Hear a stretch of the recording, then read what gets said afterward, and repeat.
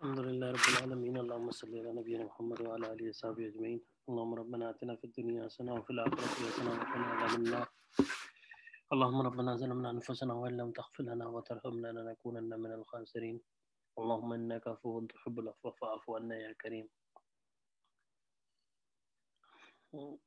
حیات الصحابہ volume 3 page number 364 پر قرآن سیکھنا اور سکھانا اور پڑھ کر لوگوں کو سنانا.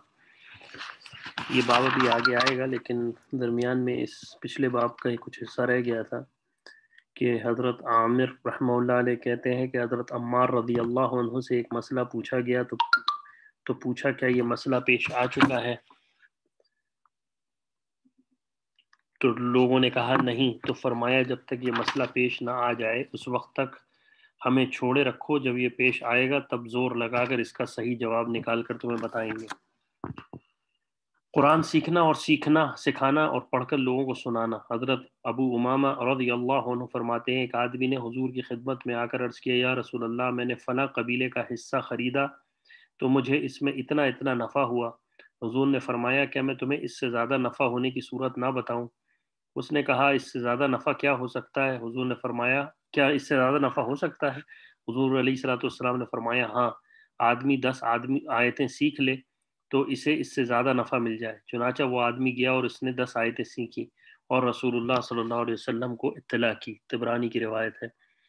حضرت ابی بن کعب رضی اللہ عنہ فرماتے ہیں حضور نے فرمایا کیا میں تمہیں ایسی صورت نہ سکھاؤں کہ اس جیسی صورت توریت، انجیل، زبور اور قرآن کسی آسمانی کتاب میں نازل نہیں ہوئی؟ میں نے کہا ضرور سکھائیں. حضور نے فرمایا امید ہے اس دروازے سے نکلنے سے پہلے تم اس صورت کو سیکھ لو گے. پھر حضور کھڑے ہو گئے اور آپ علیہ الصلوۃ والسلام کے ساتھ میں بھی کھڑا ہو گیا. پھر حضور علیہ الصلوۃ والسلام نے مجھ سے باتیں کرنے لگے. میرا ہاتھ آپ علیہ الصلوۃ والسلام کے ہاتھ میں تھا اور میں اس خیال سے پیچھے ہٹنے لگا کہ حضور کہیں مجھے بتانے سے پہلے باہر نہ چلے جائیں. جب میں دروازے کے قریب پہنچ گیا تو میں نے عرض کیا یا رسول اللہ وہ صورت جس کا آپ نے مجھ سے وعدہ کیا تھا. آپ علیہ الصلوۃ والسلام نے فرمایا جب تم نماز کے لیے کھڑے ہوتے ہو تو کیا پڑھتے ہو؟ میں نے کہا سورہ فاتحہ. آپ علیہ الصلوۃ والسلام نے فرمایا بس یہی وہ 7 آیات ہیں جس کو نماز میں بار بار پڑھا جاتا ہے، جس کے بارے میں اللہ نے فرمایا اعوذ باللہ من الشیطان الرجیم وَلَقَدْ آتَيْنَكَ سَبْعًا مِنَ الْمَثَانِي وَالْقُرْآنِ الْكَرِيمِ عظیم، اور ہم نے آپ کو 7 آیتیں دیں جو مقرر پڑھی جاتی ہیں اور قرآن عظیم دیا. یہی وہ چیز ہے جو خاص طور پر دی گئی. بہقی کی روایت ہے. یعنی آپ علیہ الصلوۃ والسلام کو یہ 7 آیتیں دی گئیں اور قرآن عظیم. تو بعض لوگ یہ خیال کرتے ہیں کہ یہ قرآن کریم سے ہٹ کے ہیں، یعنی یہ بھی عجیب فہم ہے. سورہ فاتحہ قرآن کا حصہ ہے، قرآن کے اندر موجود ہے، لیکن اس آیت سے وہ استدلال کرتے ہیں کہ جیسے قرآن کا وہ حصہ نہیں ہے، یعنی قرآن سے ہٹ کر ہے. ویسے بھی ہمارے یہاں کچھ لوگ ہیں، اللہ تعالیٰ بس رحم کرے، تو وہ اس کی مثال اس طرح سے ہے جیسے آپ یہ کہتے ہیں یہ سارے بچے میرے ہیں لیکن یہ بچہ میرا ہے. یعنی آپ علیہ الصلوۃ والسلام کی خود حدیث ہے، آپ علیہ الصلوۃ والسلام نے فرمایا حسن میرے سے ہے اور حسین جو ہے علی سے ہے. تو اس کا مطلب کوئی اس کی حقیقت سے دور نہیں چلا جاتا. یہ بات جو ہے اہل علم اور اہل دانش جانتے ہیں کہ یہ کس لیے کہا گیا ہے، قرآن سے ہٹ کر نہیں ہے، لیکن اس کی ایک خاص رتبہ ہے سورہ فاتحہ کا، اس لیے بیان کیا گیا. حضرت انس رضی اللہ عنہ فرماتے ہیں ایک دن حضرت ابو طلحہ رضی اللہ عنہ سامنے سے آئے تو دیکھا حضور کھڑے ہیں، اصحاب صفہ کو قرآن پڑھا رہے ہیں اور آپ علیہ الصلوۃ والسلام نے بھوک کی وجہ سے پیٹ مبارک پر پتھر کا ٹکڑا باندھا ہوا ہے تاکہ کمر سیدھی ہو جائے. ابو نعیم. حضرت انس فرماتے ہیں ایک دن حضرت ابو موسیٰ رضی اللہ عنہ اپنے گھر میں بیٹھے تھے، آہستہ آہستہ بہت سے لوگ ان کے پاس جمع ہو گئے تو میں ان کے سامنے قرآن پڑھنے لگا. اتنے میں ایک آدمی نے حضور کی خدمت میں آ کے عرض کیا یا رسول اللہ، میں نے آپ کو اب حضرت ابو موسیٰ علی رضی اللہ عنہ کی عجیب بات نہ بتاؤں؟ وہ گھر میں بیٹھے ہوئے ہیں، پھر ان کے پاس لوگ جمع ہو گئے ہیں تو وہ ان کے سامنے قرآن پڑھنے لگے. حضور علیہ الصلوۃ والسلام نے فرمایا کیا تم یہ کر سکتے ہو کہ تم مجھے ایسی جگہ بٹھا دو جہاں ان میں سے مجھے کوئی نہ دیکھ سکے؟ اس نے کہا جی ہاں. حضور تشریف لے گئے اور اس آدمی نے حضور علیہ الصلوۃ والسلام کو ایسی جگہ بٹھا دیا جہاں حضور کو ان میں سے کوئی نہیں دیکھ سکتا تھا، اور وہاں سے حضور حضرت ابو موسیٰ رضی اللہ عنہ کی تلاوت سننے لگے. پھر حضور نے فرمایا یہ حضرت داؤد علیہ الصلوۃ والسلام کے لہجے جیسی آواز میں قرآن پڑھ رہے ہیں. यानी अबू मूसा रज़ी अल्लाह अन्हु का जो कुरान पढ़ने का तरीका है वो बिल्कुल दाऊद अलैहिस्सलाम की आवाज़ जैसा, लहजे जैसा है। हज़रत अनस बिन मालिक रज़ी अल्लाह अन्हु फरमाते हैं, हज़रत अशरी रज़ी अल्लाह अन्हु ने मुझे हज़रत उमर रज़ी अल्लाह अन्हु के पास भेजा। हज़रत उमर रज़ी अल्लाह अन्हु ने फरमाया, ए अशरी भाई को, हज़रत उमर रज़ी अल्लाह ने फरमाया, अशरी भाई को किस हाल में छोड़कर आए हो? मैंने कहा, मैंने उनको इस हाल में छोड़ा है कि वो लोगों को कुरान सिखा रहे हैं। हज़रत उमर ने फरमाया, गौर से सुनो, वो बहुत समझदार आदमी है, लेकिन ये बात उन्हें न सुनाना। फिर फरमाया, तुमने देहातियों को किस हाल में छोड़ा? मैंने कहा, अशरी कबीले वाले। मैंने कहा, अशरी कबीले वाले यानी अशरी कबीले वालों की बात कर रहे हैं? आपने फरमाया, नहीं बल्कि बसरा वाले। मैंने कहा, अगर ये बसरा वाले बात सुन लें तो इन्हें बुरी लगेगी। हज़रत उमर ने फरमाया, ये बात उन्हें ना बताना, लेकिन वो लोग देहाती ही हैं, अलबत्ता इनमें से जिसे अल्लाह जिहाद फी सबीलिल्लाह की तौफीक दे दे वो देहाती नहीं रहेगा। यानी एक तो इल्म सीखने वाले को अल्लाह, हज़रत उमर फारूक रज़ी अल्लाह अन्हु ने कहा कि वो बहुत समझदार आदमी है, और फिर या तो अल्लाह के रास्ते में निकलने वाले को, जिहाद फी सबीलिल्लाह करने वाले को। हज़रत अबू रजा अतारी रहमतुल्लाह अलैह कहते हैं, हज़रत अबू मूसा अशरी रज़ी अल्लाह अन्हु बसरा की उस मस्जिद में हमारे पास बार बार तशरीफ़ लाते और एक एक खलक़े में बैठते, और उनका ये मंज़र अब भी मेरी आंखों के सामने है कि उन्होंने 2 सफ़ेद चादरें पहनी हुई हैं और मुझे कुरान पढ़ा रहे हैं, और मैंने सूरह इक़रा बिस्मि रब्बिकल लज़ी उनसे सीखी, और ये सूरत हुज़ूर अलैहिस्सलाम पर सबसे पहले नाजिल हुई। हज़रत अली रज़ी अल्लाह अन्हु फरमाते हैं, अब ये देखें ना कि सहाबा तो अरबी ज़बान समझते थे, उनको सीखने की क्या ज़रूरत थी, लेकिन वो भी सहाबा जो हैं वो अल्लाह के रसूल अलैहिस्सलाम के सहाबा से सीखते थे इल्म। हज़रत अली रज़ी अल्लाह अन्हु फरमाते हैं, जब हुज़ूर का इंतकाल हो गया तो मैंने कसम खाई कि मैं 2 पट्ठों के दरमियान जो कुरान है, जब तक मैं इस सारे को जमा नहीं कर लूँ, इस वक़्त तक अपनी पीठ से चादर नहीं उतारूँगा, यानी आराम नहीं करूँगा। चुनांचे जब तक मैंने सारा कुरान जमा नहीं कर लिया, यानी याद ना कर लिया, अपनी पीठ से चादर नहीं उतारी, बिल्कुल आराम नहीं किया। यानी उस धुन में लग गए कि मैंने कुरान को याद करना है। हज़रत मैमून रहमतुल्लाह अलैह कहते हैं, हज़रत इब्न उमर रज़ी अल्लाह अन्हुमा ने 4 साल में सूरह बकरा सीखी। अब आप सोच लीजिए कि इब्न उमर जो कि रसूलुल्लाह सल्लल्लाहु अलैहि वसल्लम के, हज़रत उमर के बेटे हैं, और रसूलुल्लाह सल्लल्लाहु अलैहि वसल्लम की इंतहा से ज़्यादा सुन्नतों को फॉलो करने वाले, वो सूरह बकरा 4 साल में सीख रहे हैं, उस इल्म को हासिल कर रहे हैं। आज हम 2-4 मिनट में किसी चीज़ को समझ के अपने आप को आलिम समझने लगते हैं। कबीले अशजा के एक साहब बयान करते हैं कि मदाइन शहर में लोगों ने सुना कि हज़रत सलमान रज़ी अल्लाह अन्हु मस्जिद में हैं, तो वो लोग उनके पास आने लगे, यहाँ तक कि उनके पास 1000 के करीब लोग जमा हो गए।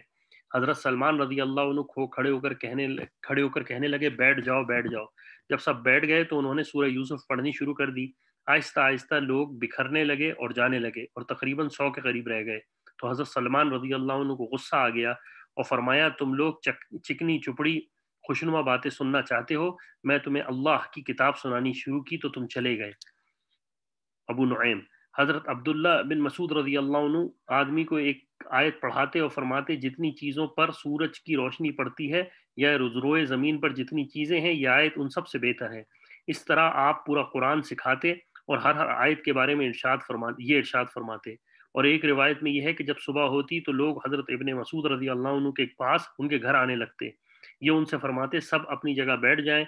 फिर उन लोगों के पास से गुजरते जिन्हें कुरान पढ़ा रहे होते, और उनसे फरमाते, ए फलाने, तुम कौन सी सूरत तक पहुंच गए?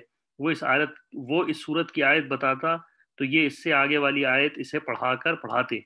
फिर फरमाते, इस आयत को सीख लो, ये तुम्हारे लिए इन तमाम चीज़ों से बेहतर है जो आसमान और ज़मीन के दरमियान है। और किसी कागज़ पर सिर्फ एक आयत लिखी हो, इसे देखना भी दुनिया और माफिया से बेहतर है। किसी कागज़ पर एक आयत लिखी हो तो इसका देखना भी दुनिया और माफिया से बेहतर है। फिर दूसरी आयत पढ़ाते और यही फरमाते कि इन लोगों को यही फरमाते और कहते, और उनको भी यही बात कहते।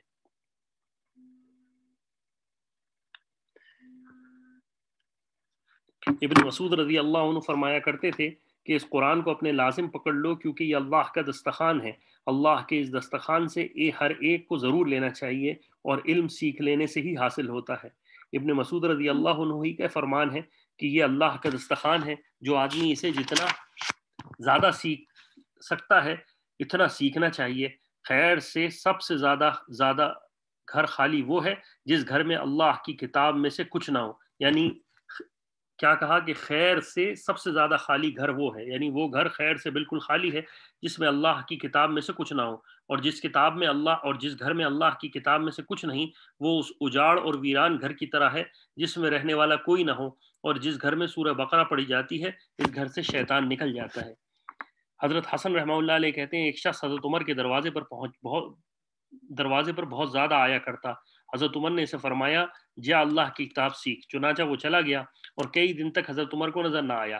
پھر اس سے حضرت عمر کی ملاقات ہوئی تو حضرت عمر نے نہ آنے پر اس پر کچھ خفگی کا اظہار کیا، یعنی اس ناراضگی کا اظہار کیا. تو اس نے کہا مجھے اللہ کی کتاب میں وہ کچھ مل گیا ہے جس کے بعد عمر کے دروازے پر آنے کی ضرورت نہیں رہی. سبحان اللہ، اللہ اکبر. اللہ تعالیٰ مجھے اور آپ کو عمل کی توفیق عطا فرمائے. آگے ایک باب ہے ہر مسلمان کو کتنا قرآن سیکھنا چاہیے. حضرت عمر رضی اللہ عنہ نے فرمایا ہر مسلمان کے لیے کم از کم 6 صورتیں سیکھنا ضروری ہیں. 2 صورتیں فجر کی نماز کے لیے، 2 صورتیں مغرب کی نماز کے لیے اور 2 صورتیں عشاء کی نماز کے لیے. حضرت مسحور بن مخرمہ رضی اللہ عنہ فرماتے ہیں میں نے عمر بن خطاب رضی اللہ عنہ کو فرماتے سنا کہ سورہ بقرہ، سورہ نساء، سورہ مائدہ اور حج اور نور ضرور سیکھو کیونکہ اللہ نے جو اعمال فرض کیے ہیں وہ ان سب صورتوں میں مذکور ہیں. یعنی ان صورتوں کو سمجھو گے تو تمہیں فرائض پتہ چلیں گے. علم سیکھو. تلاوت ایک اپنا ایک عمل ہے لیکن اس کا علم سیکھو قرآن کا. حضرت حارثہ بن مضرب رحمہ اللہ علیہ کہتے ہیں حضرت عمر رضی اللہ عنہ نے ہمیں خط میں یہ لکھا کہ سورہ نساء اور احزاب اور سورہ نور کو سیکھو. حضرت عمر رضی اللہ عنہ نے فرمایا کہ سورہ برات سیکھو اور اپنی عورتوں کو سورہ نور سکھاؤ اور انہیں چاندی کے زیور پہناؤ. آگے باب ہے جسے قرآن پڑھنا دشوار ہو وہ کیا کرے.